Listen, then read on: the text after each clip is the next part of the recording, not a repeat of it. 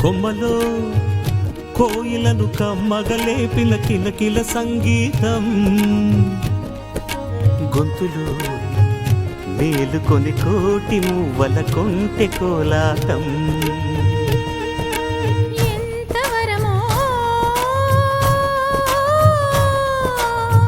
రామచంద్రుడంటి అన్నగారి అనురాగం, ఏమి రుణమో లక్ష్మణుణ్ణి మించు చిన్నవాని అనుబంధం.